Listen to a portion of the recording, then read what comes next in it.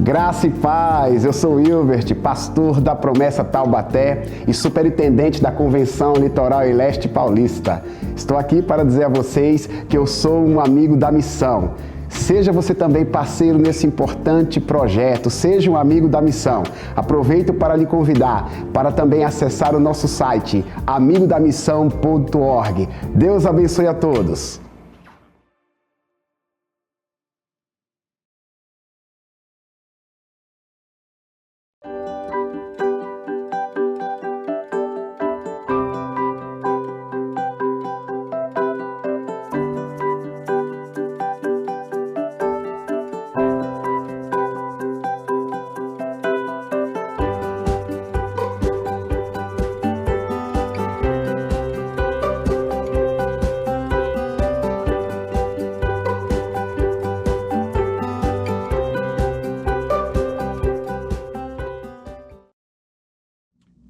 Graça e paz, esse é o programa Texto e Contexto, espaço online da Igreja Adventista da Promessa, onde nós conversamos sobre temas de natureza doutrinária e teológica. Eu sou o pastor Eleilton e é uma alegria ter você por aqui. Nós estamos começando, nesse programa Texto e Contexto, uma nova temporada de programas com o tema Ventos de Doutrinas. Nós iremos falar durante todo esse mês sobre alguns modismos e algumas heresias do mundo evangélico brasileiro e também esses modismos e heresias também alcançam os evangélicos de outros lugares do mundo. Mas nós vamos conversar sobre alguns deles durante todo esse mês e sempre analisar cada um desses modismos ou heresias à luz daquilo que diz a palavra de Deus. No programa de hoje nós vamos começar então essa nova temporada falando sobre práticas judaizantes. Antes da gente começar então o nosso programa, eu queria já convidar você a compartilhar o link desse programa com seus amigos, familiares, com os irmãos de sua igreja. Compartilhe o link do programa no grupo de WhatsApp da sua igreja. Faz isso agora, nesse momento inicial aqui. Convida toda a galera para assistir o programa Texto e Contexto dessa noite. Pois bem, para nos ajudar no programa de hoje, nós temos a alegria de ter conosco o pastor Josias e também o pastor Alain. Sejam muito bem-vindos novamente ao programa Texto e Contexto. Amém. Paz do Senhor, pastor Eleilton, pastor Josias. Quero cumprimentar também todos os irmãos com a paz do Senhor Jesus. É uma alegria estar aqui novamente no programa Texto e Contexto. Paz do Senhor, pastor Eleilton, pastor Alain. Gostaria também de cumprimentar todos. Mandar um abraço ao pastor Robson, lá de Campo Mourão. Ele não perde um Texto e Contexto, falou que está sempre ligado na gente. Um abraço a ele e a todos os irmãos. Amém, graças a Deus. Mas falando em irmãos que não perdem nenhum programa Texto e Contexto, nesse período agora, especialmente esse período final agora de Assembleia, que a gente acabou viajando, né, para alguns lugares, né, para participar de Assembleias regionais. É impressionante, assim, muita gente nos procura para comentar, né, que assiste o programa Texto e Contexto, que não perde nenhum programa Texto e Contexto. A gente manda um abraço aí para todos vocês, né, que de alguma maneira nos procuraram. A gente não consegue lembrar infelizmente não consegue lembrar o nome de todas as pessoas que nos procuram para dizer que acompanham o programa Texto e Contexto, mas assim, a gente se sente muito feliz, né, em saber que o programa de alguma maneira está ajudando, o programa de alguma maneira está contribuindo para a edificação das pessoas. E o nosso abraço aí para todos vocês que têm acompanhado, dado essa força, compartilhado o link do programa Texto e Contexto. Mas vamos lá. A proposta hoje é a gente conversar um pouquinho sobre práticas judaizantes, né? Então, eu não sei se as pessoas que estão nos ouvindo aqui já assistiram a algum culto ou já foram em algum culto em que o pessoal tocou shofar no culto, né, que as pessoas foram de kippá, ou se já assistiram a algum culto, ou já foram incentivados alguma vez, né, ou já passou pela sua mente, por que a gente não comemora as festas judaicas? Porque de repente conhece alguém que na igreja dele se comemora as festas judaicas, né, se comemora, enfim. Por que nós não temos essas práticas judaizantes no nosso meio? Nós vamos analisar hoje, à luz da Escritura Sagrada, a razão disso e mostrar, à luz do que a Bíblia Sagrada diz para a gente, qual deve ser o nosso o nosso comportamento, qual deve ser a nossa maneira de se posicionar, né, diante de mais esse modismo também do mundo evangélico. Antes de mais nada, pastor Alan, diga para a gente, já que nós estamos falando de práticas judaizantes, quem foram os judaizantes de acordo com o Novo Testamento? E aí a segunda pergunta é se eles existem ainda, né? Se nós ainda temos judaizantes no nosso tempo. O ensino dos judaizantes, a heresia que eles pregam, que eles ensinam,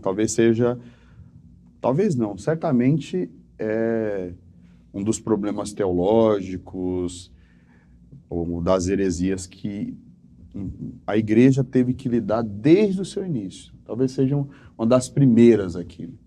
É só lembrar que o primeiro concílio da igreja, a primeira reunião de Assembleia Geral da igreja, foi para tratar um problema com os judaizantes, exatamente porque o apóstolo Paulo estava pregando em outros países, também a pessoas que não eram judeus de nascimento, e ali havia alguns judeus que estavam obrigando os gentios, né, ou seja, cristãos não judeus de nascimento, a circuncidarem e a praticarem alguns atos que eram próprios da cultura e da tradição judaica.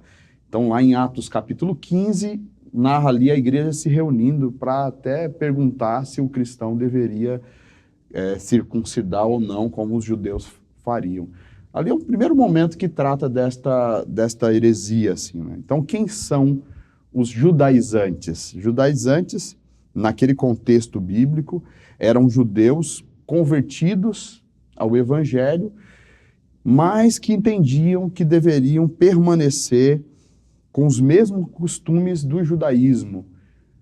Queriam continuar praticando a circuncisão, em alguns casos praticar os sacrifícios dos animais, não queriam deixar isso, continuavam praticando as festas judaicas, né, conforme a cultura e o ensino lá do Antigo Testamento.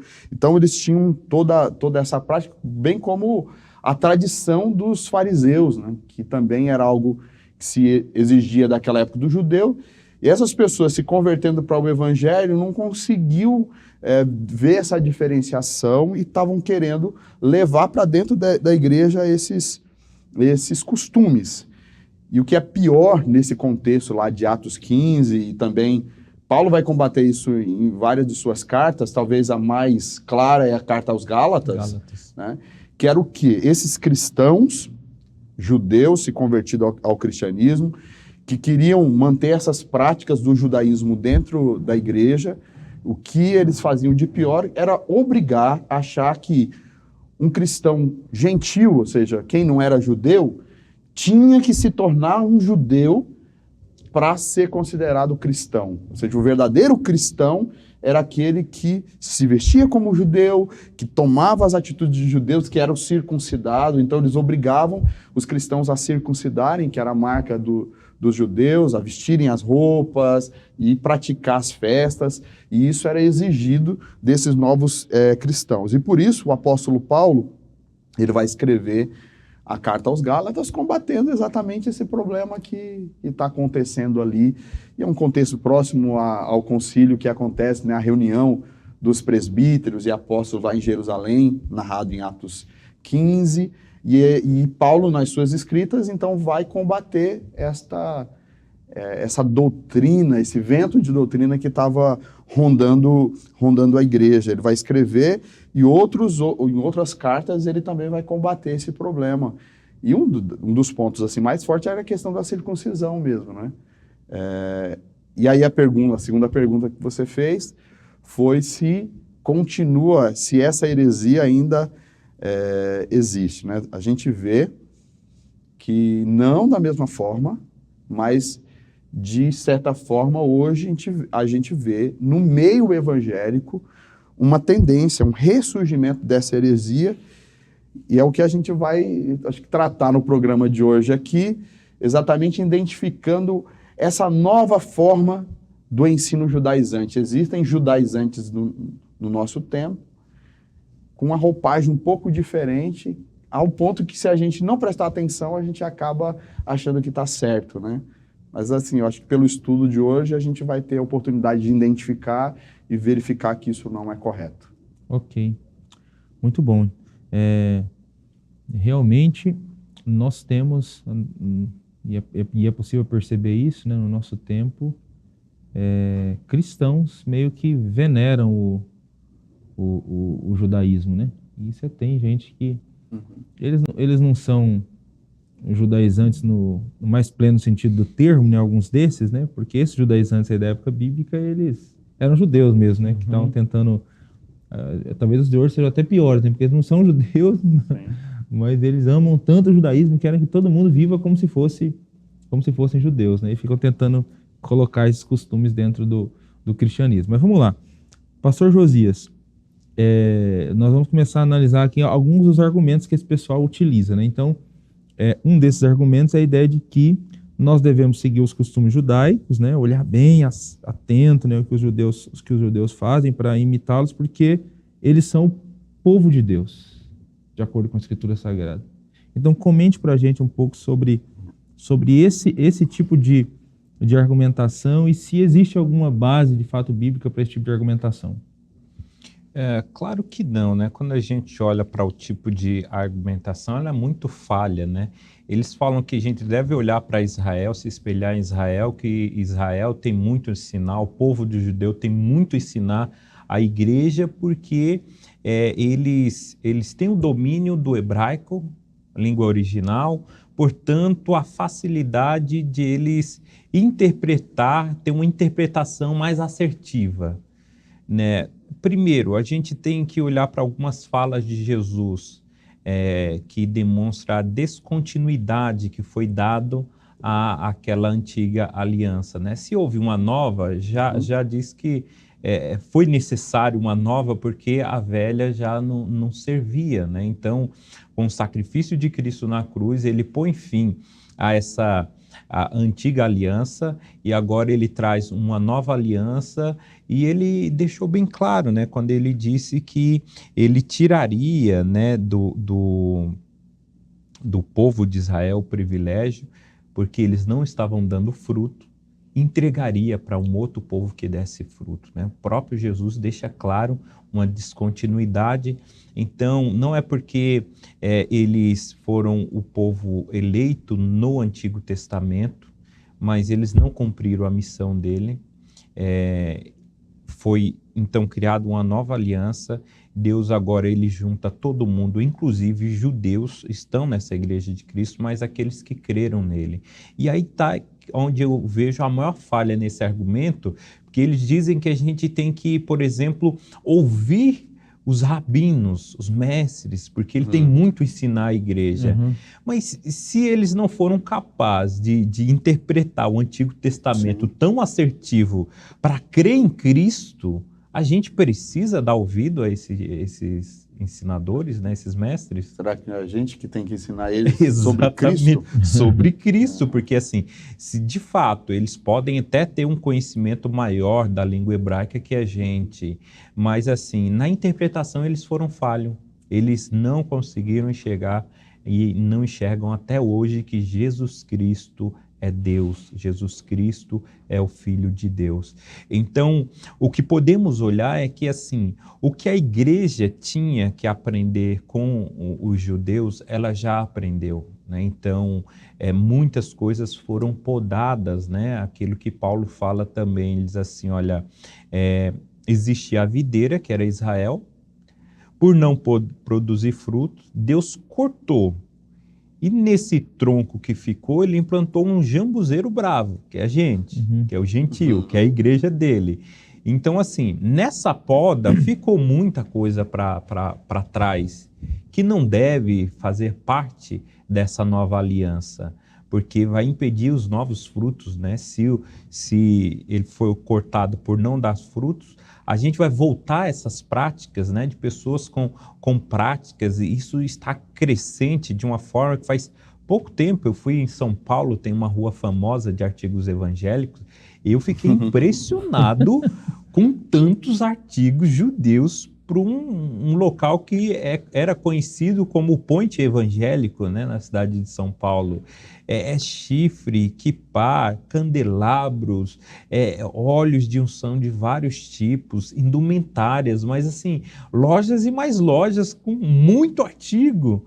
Então, assim, mostra que o mercado é um termômetro, né? Então, se eles estão vendendo isso é porque tem quem compre, né? E assim, a gente não vê que é direcionado para o judeu em si, mas para o crente que está absorvendo essas coisas, pessoas que estão circuncidando seus filhos, né?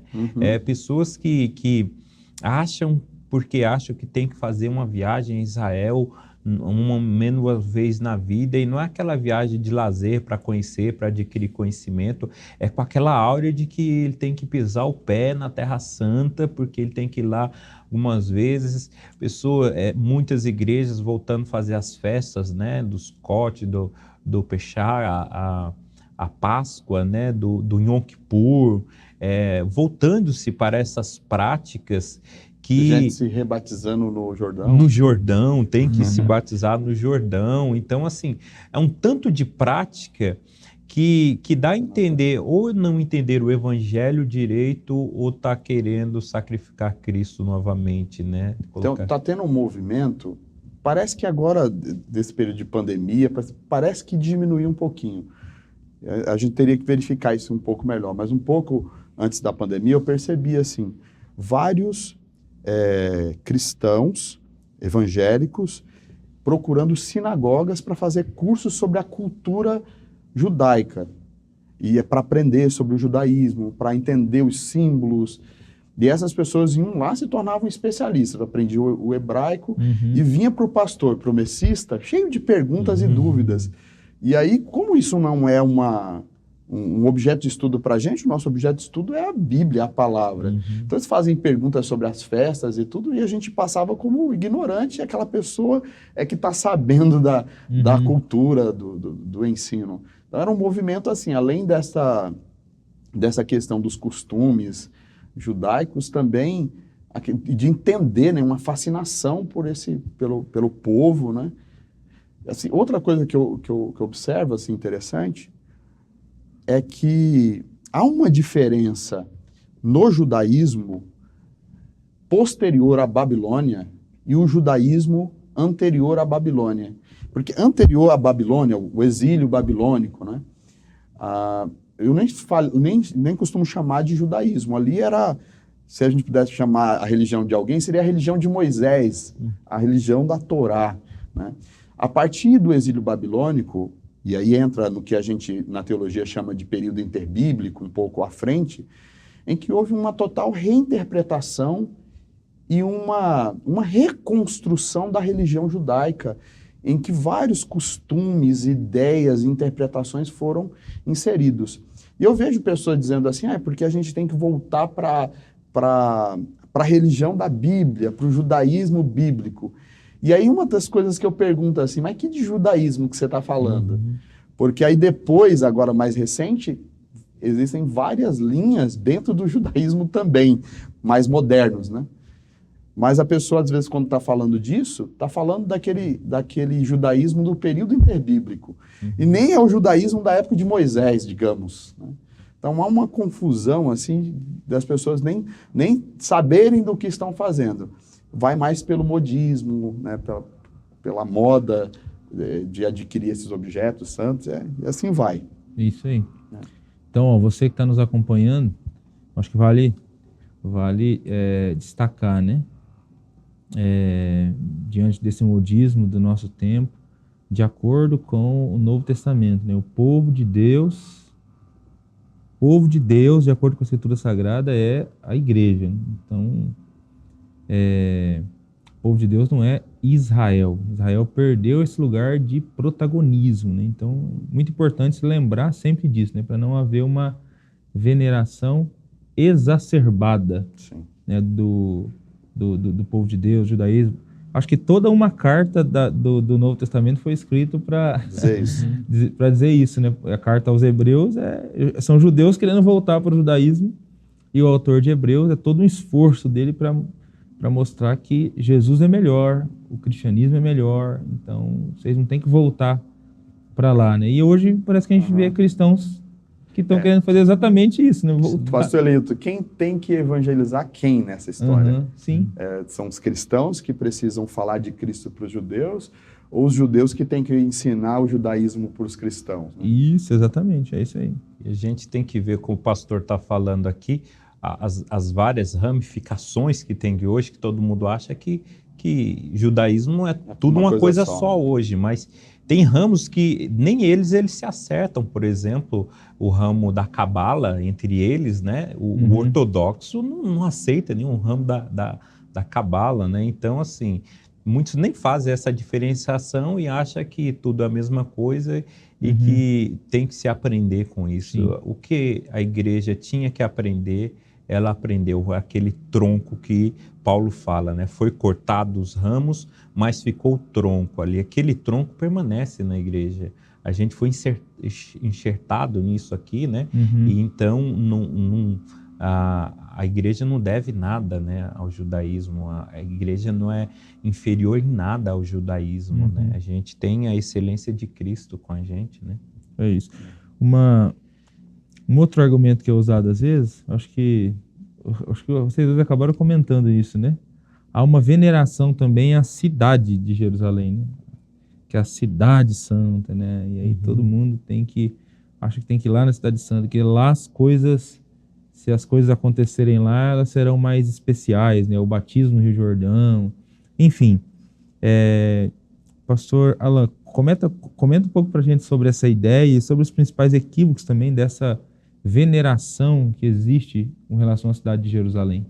Não tem isso mesmo, é outro aspecto bem próprio desse contexto, que é essa veneração pela chamada Terra Santa, né?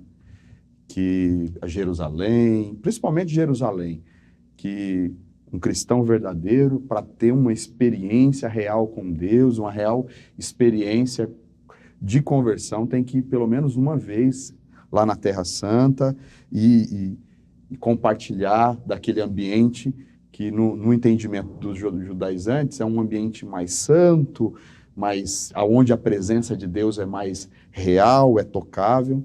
Tem até um lema que diz que saia de Roma e vai para Jerusalém, volta para Jerusalém. Exatamente para dar essa ênfase da importância de Jerusalém, da importância da Terra Santa, né? Esse é um dos destaques desta forma, dessa heresia, né? Destacar que não existe nenhum problema em ir lá, né?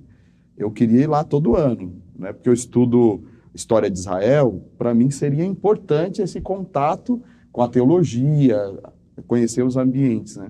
Os locais sagrados, né? Os locais sagrados, os locais onde Jesus passou, onde a fé cristã foi iniciada, os lugares onde o evangelho aconteceu de fato. Seria interessante, não tem nenhum problema em ir lá. O problema está exatamente nessa veneração exagerada, como se Deus está lá, e se você quiser encontrar Deus, você vai ter que ir lá. Né? Isso como não se fosse bíblico. Um mandamento, né? Porque assim, no Antigo Testamento, todo judeu tinha que, ao menos uma vez por ano, tinha que ir, né? Sim. A Jerusalém. Não tem mais esse mandamento, mas tem assim gente como que... Assim como para o muçulmano tem que ir em Meca, o cristão, de verdade, tem que ir lá em Jerusalém. Isso não é correto, não é certo. Não é uma obrigação. Né? E aí, voltado a isso, principalmente hoje no meio neopentecostal, explora demais esse aspecto judaizante. Que aí é a água do Jordão, é o óleo de Israel, né, a terra de Israel, como é algo santo, místico, né, mais como um amuleto. Né? Então você falou dos objetos sagrados, né, o uso de algumas vestimentas que os judeus usam no culto cristão, mas também esse aspecto de trazer a água do Jordão como um objeto de cura, o óleo, e assim por diante, né? Então, assim, com relação à Terra Santa, né? O apóstolo Paulo combate isso, que não é esse o caso. Ele até escreve dizendo sobre isso, nos falando que a nossa pátria, a nossa terra não é nesse país, não é aqui. Nossa pátria é no céu. Então, nós não temos aqui uma pátria, um lugar onde é mais sagrado, onde Deus habita. Jesus, quando conversa com a mulher samaritana, a dúvida dela era exatamente isso. Qual que é o lugar mais santo? É aqui no Monte Gerizim ou é em Jerusalém, no templo, que a gente deve adorar? E Jesus vai dizer, nem aqui nem lá. O que importa é se você o adora em espírito e em verdade. Né? Então, eu acho que tanto essa fala de Paulo quanto a fala de Jesus expressa de que não há lugar mais santo do que o outro, né, nesse contexto cristão, porque todo lugar onde tem um cristão adorando e na presença do Senhor Jesus, Deus está, Deus abençoa, né? E aonde que ele está que se faz santo, né? Porque muitos têm essa ideia de terra santa, tirada até da própria escritura, né? Quando Deus diz para Moisés, olha, tira a sandália dos seus pés, porque o lugar que você pisa é santo. Mas por que o lugar é santo? Porque Deus estava lá naquele momento. Naquele momento que Deus está lá, é santo. Então, assim, ele diz onde tiver 2 ou 3, se ele estiver ali, o local se torna santo, né? Não tem um lugar perene que é santificado para a presença de Deus aparecer ali, não. Aonde Deus estiver, o lugar se torna santo. Então, Terra Santa pode ser qualquer lugar. O texto que eu falei aqui é de Filipenses 3:20, onde Paulo escreve assim, nossa cidade está nos céus, de onde também esperamos o Salvador. Nossa cidade é celestial. Não a Jerusalém que a gente espera é de cima. Exatamente. Não é de baixo, não é da terra, né? Bom, realmente é um outro equívoco, então, essa questão da cidade. E, por fim, outro equívoco que existe também, em relação aos judaizantes, é que eles também veneram o próprio idioma, né? Veneram os costumes, veneram a cidade, e veneram o próprio idioma hebraico, como que se o idioma hebraico fosse uma espécie de língua dos anjos, de língua canônica. Então, aí não é difícil você encontrar um judaizante usando palavras hebraicas, cumprimentos hebraicos, né? Enfim. Comenta um pouco para a gente também sobre essa questão, pastor Josias, sobre esse equívoco, né? E como combater alguém, né, que tem esse argumento, que o idioma hebraico é mais santo que os outros. Quando a gente vai olhar para os judaizantes do século XXI, a gente vê um exagero maior até do que os próprios judeus, aqueles que são judeus, né? Porque para esses judaizantes dos nossos séculos, eles entendem que é a língua santa, a língua original. Para alguns entendem que o mundo inteiro falava uma única língua antes da Torre de Babel, e essa era o hebraico. E aí depois veio a confusão, mas o hebraico continuou. Então, é a linguagem da família santa, né? Desde Adão, quando já foi comprovado que, na realidade, o hebraico ele nasce na região dos cananeus. É uma língua humana, não é uma língua celestial, não é a língua que se fala com Deus, né, como muitos acreditam. A língua, Deus se fala em hebraico, né? Alguns acreditam e que essa é a língua celestial que é falado nos céus, que era falado desde Adão, que quando chega na Torre de Babel há um incremento de outras e se mistura, mas está ali o hebraico ainda servindo como essa linha mestre, né, para guiar os santos nesse sentido. Mas muitos historiadores já pesquisaram, já foi detectado, né, com a relativa facilidade de que o idioma ele é humano, ele nasceu na região dos cananeus ali, e, portanto, não tem essa diferenciação das demais línguas como sendo algo mais santificado, mais divino, né? O problema é que muitos que acreditam nesse vento de doutrina, né, acaba se apegando, valorizando, usando muito, né? Quando se fala em palavras como Shema, Shekinah, Shalom, né? Essas palavras El Shaddai, parece que dá uma tonalidade, uma espiritualidade mais elevada, né? E a gente vê as pessoas repetindo muito esses, como se fosse mantra, como se tivesse algum poder em si mesmo, né? Essas palavras, para ver se atrai, né, bênçãos de Deus simplesmente só por estar falando nessa linguagem, né? E aí o que a gente vê é isso sendo introduzido em algumas liturgias de cultos, que as pessoas fazem questão de falar em hebraico para trazer um impacto ao ambiente, né? Como se isso tivesse um efeito prático. Paulo fala, é melhor falar uma palavra que todo mundo entenda, né, do que ficar falando palavras que ninguém entende, não vai ter uma funcionalidade no culto. Mas alguns judaizantes acham que simplesmente o fato de fazer uma leitura, fazer orações em hebraico, né, parte da liturgia é em hebraico nessas igrejas que veneram, sem falar das festas, né, que eles colocam. Agora vem o idioma também para dizer que há uma santificação. E há aqueles que dizem, por exemplo, que a gente tem que se referir, por exemplo, a Jesus Cristo como um nome em hebraico, né?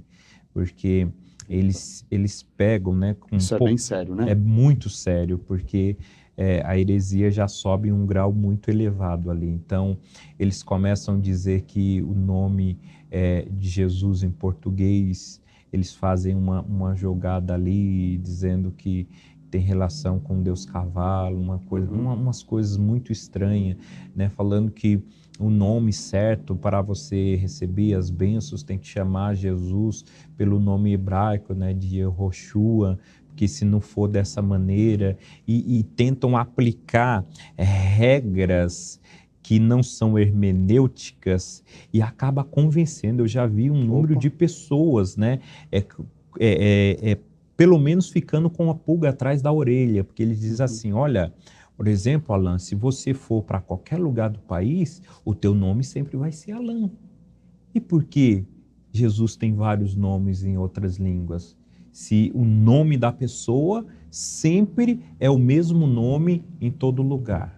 Veja, alguns ficam assim, olha, acho que tem razão, pai, porque isso não é? O nosso nome não altera, né? E a citação do texto lá em que Jesus, tudo que pedir em meu nome, aí pergunta, mas qual o nome? Qual nome? Você está falando o nome errado. Você está falando o nome Deus certo? não está te ouvindo. Assim, ele tem o nome certo. Então, assim, não pode ficar mudando, porque eu sou Josias em qualquer lugar. Mas ele pega uma regra do português, que é aplicar ao original, né? Quando o certo seria as regras da hermenêutica para isso, mas até essa regra no vernáculo, ela está errada também, porque a mesma regra diz que o nome nosso vai continuar o mesmo em qualquer uma outra língua, mas fala que quando um nome é famoso, esse é traduzido para as línguas. Tanto, por exemplo, que o apóstolo João, que a gente chama aqui, na Argentina, os irmãos chamam de Juan. John, os ingleses, americanos chamam de Dom, os franceses de Jean. Então, assim, quando um nome se torna famoso, ele pode ser, e ele é normalmente traduzido para qualquer língua. E aí você quer um nome mais famoso do que o de Jesus? Aquele que dividiu a história, aquele que o mundo inteiro conhece? Então, veja que até a própria regra que eles querem aplicar está errada, né? Eles não consideram essa exceção. E essa questão se torna tão absurda que chegam a blasfemar contra o nome de Jesus, chamar Jesus de demônio, porque... na verdade, é um nome lá que você falou, né, que é do cavalo, um deus cavalo, e começa a falar coisas absurdas a respeito de Jesus. Infelizmente, crentes são levados por essa ideia e se perdem. E quando a gente olha para os próprios apóstolos, né, se tivesse alguma verdade nessas afirmações que eles fazem, a gente deveria ver, então, em primeiro lugar, os apóstolos chamando Jesus de Yehoshua somente. Mas o que a gente vai ver na realidade, é o contrário, eles chamando de Jesus Cristo, aplicando o nome em grego ao nome de Jesus, né? Porque principalmente Paulo, né? Ele está pregando para os gentios e a língua universal da época era o grego koineu, o grego popular, e é nessa língua que ele comunica. Ele já pegou o correspondente do hebraico para o grego, e já usou esse correspondente grego aqui, né? E várias vezes. Então, assim, se de fato fosse isso, e é o próprio Paulo que vai falar em Romanos que a gente tem que clamar o nome do Senhor, né? Ele poderia já ensinar assim, mas então clame o nome certo é esse aqui, né? Então então assim, é a nossa fé que vai clamar a esse Deus, ele sabe que a gente está clamando e ele vai responder, não precisa ser exatamente ou somente em hebraico para ele nos atender. E como você disse, eles fazem uma jogada, né? Assim, eles são até meio desonestos, né? Principalmente esses judaizantes, mais da turma dos testemunhas de Yehoshua, né? Porque então eles vão pegar um nome grego, que é o nome Jesus, né? E para dizer que significa Deus cavalo. Só que sus é cavalo em hebraico, não em grego, né? Aí para pegar o ie aqui, né? Daqui é grego. Então eles pegam aqui o nome grego e aí acham o significado hebraico para dizer que nós estamos falando de Deus cavalo. E ainda uma parte só, né? Porque eles tiram, se for pegar ele todo, não vai dar, ele só vai pegar o sus, o final, né? O sufixo, o prefixo, eles deixam de fora. Então, se for pegar essa regra assim, a gente vai pegar o nome de todo mundo aqui e descobrir que tem algumas coisas muito diferentes do que é o habitual, né? O problema é que tudo isso é uma fumaça para desviar as pessoas do verdadeiro evangelho, né? Então, assim, até para a gente deixar claro aqui, o que tem acontecido hoje no meio evangélico? Tem acontecido um retorno às práticas judaicas no meio do culto cristão, em que está comum você enxergar uma arca da aliança do lado do púlpito, como se fosse uma coisa normal. Você vê a menorá, né, que é aquele espécie de candelabro, compondo a mesa da ceia, né? E assim vai, não é? Vai indo, então. Vai São tendo muitos isso, artigos. Né? Pastores pregando com talit, que é uma indumentária judaica, né? Que era usado pelos sacerdotes, no caso ali os rabinos, dizendo que aquilo é necessário para que ele possa exercer a função sacerdotal ali no culto, né?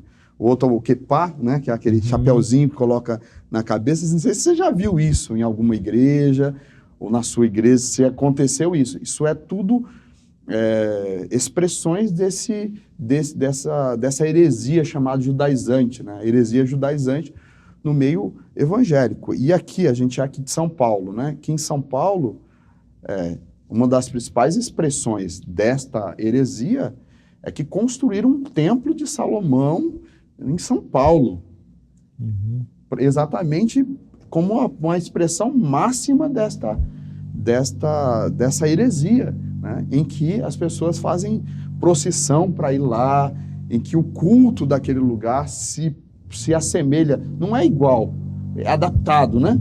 Mas se assemelha muito à questão do judaísmo, às práticas do judaísmo. Então são expressões assim que está acontecendo no meio evangélico, que é bonito, né? Você olha assim, na forma indumentária, na beleza, é tudo muito legal, né? Como diria um amigo nosso, né? É muito bonito, mas nada bíblico, né? É muito bonito, mas não tem nada daquilo que o evangelho propõe para a gente. E aí está o problema, porque vira uma cortina de fumaça em que as pessoas ficam apegadas nessas coisas, em que se coloca lá mezuzá. O que é a mezuzá? É aquela plaquinha de metal com um pedaço da lei dentro, da Bíblia dentro, e coloca sobre a porta para abençoar a porta, né? Isso como um amuleto na casa, no lugar, né? Então essas coisas judaizantes que está sendo infiltrado no meio evangélico, E quem sabe até no meio da nossa igreja, não sei, pode ser que alguém que está assistindo a gente identifique algo lá na igreja dele. Essas coisas são, de alguma forma, ações até do reino das trevas para desviar o nosso olhar do evangelho de Cristo, da verdadeira mensagem que salva o ser humano. Prosseguir para frente, né? Porque todas essas coisas, como eu falei, teve o seu valor no passado, mas a própria palavra de Deus falava que essas questões eram sombras, símbolos das coisas futuras que viriam. E agora, se você tem o palpável aqui, por que retornar para a sombra? Para o simbolismo? Em vez de prosseguir para frente, querer voltar para trás, né? É um erro clássico. Né? E talvez este seja o grande erro dos judaizantes, né? Esse entendimento equivocado sobre a velha e a nova aliança. Não conseguiram fazer a transposição, né? Não conseguiram entender tudo o que significou a nova aliança em Cristo Jesus, né? E aí, por conta disso, ainda fica trazendo esses elementos da antiga aliança. Não é isso, pastor Alan? Exatamente. Biblicamente, nós sabemos que há uma mudança de tempo a partir do sacrifício de Jesus na cruz do Calvário, e é um tempo em que marca a transição da antiga aliança para a nova aliança. Na nova aliança, que foi selada pelo sangue de Jesus e pelo sacrifício dele por nós na cruz do Calvário, nos libertou daquilo que era da antiga aliança. Na antiga aliança, havia, como foi comentado aqui, práticas, festas, ensinos, que eram sombras, que eram profecias daquilo que aconteceria com Jesus na cruz do Calvário. Então, se aquilo já se cumpriu na cruz de Jesus, não é necessário mais a gente retomar, praticar novamente essas ações, né?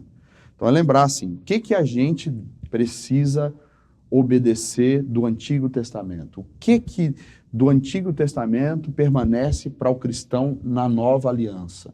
Essa é uma reflexão importante. E a gente aprende ou entende essa questão até recorrendo aos reformadores, os reformadores, Martim Lutero e outros que prosseguiram a ele, explicavam assim, que como que você lê o Antigo Testamento? Principalmente a Torá, a lei, né? Do que você guarda da lei? Ele dizia assim, que didaticamente você tem que olhar para a lei e ver nela o seu aspecto civil, o seu aspecto cerimonial e o aspecto moral, né? Então é a lei civil de Israel, a lei moral e a lei cerimonial. E aí quando você olha para o Antigo Testamento com esse olhar e com esses aspectos da lei, você sabe o que é a lei civil no Antigo Testamento. Esta lei, ela vigorou enquanto Israel foi uma nação teocrática, uma nação guiada por Deus. No momento em que essa nação deixa de existir da forma bíblica lá do Antigo Testamento, essas leis já estão obsoletas, já não precisam ser guardadas pelos cristãos na nova aliança. Quando você olha para a lei cerimonial eram os ritos, as festas, os sacrifícios, práticas, e entre essas leis a circuncisão, né? Eram práticas que, segundo a Bíblia, eram sombras que apontavam para a cruz.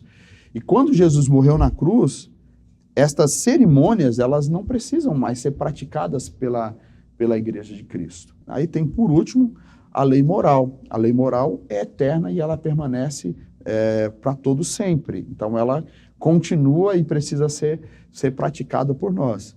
O problema dos judaizantes é que confundem e não têm esse entendimento. E ficam tentando resgatar essas festas, né? Agora, a onda em várias igrejas é celebrar a Páscoa judaica, né? Resgatar, praticar lá a festa dos tabernáculos, conforme no Antigo Testamento. Isso tudo era sombra, né? Eram profecias que se cumpriram na cruz e que não precisam mais ser praticadas pelos cristãos hoje. Hoje nós praticamos outras festas. Hoje a nossa festa é a ceia do Senhor, é o batismo nas águas. né? Que são cerimônias dessa nova aliança em Jesus. E não precisamos mais retornar às práticas antigas. Né? É isso aí. E a gente precisa olhar também uma questão, por que a gente dá essa ênfase, né? Porque alguns podem olhar e dizer assim, mas não tem nada demais fazer uma festa, né? A gente faz tanta festa de aniversário, de casamento, por que não fazer o Yom Kippur novamente, né? Por que não fazer essas coisas? Eu acho que não tem nada a ver. Mas aí Paulo lá em Gálatas 5:2, ele vai dizer que isso é o mesmo que rejeitar a graça de Cristo, é o mesmo que anular o sacrifício de Cristo, porque essas coisas que eram sombras das coisas futuras, agora Cristo vem e cumpre essas coisas, você querer retornar a elas novamente, é o mesmo dizer, olha Jesus, muito obrigado pelo seu sacrifício, mas acho que não valeu, eu preciso continuar fazendo as mesmas coisas, porque o teu sacrifício não foi válido.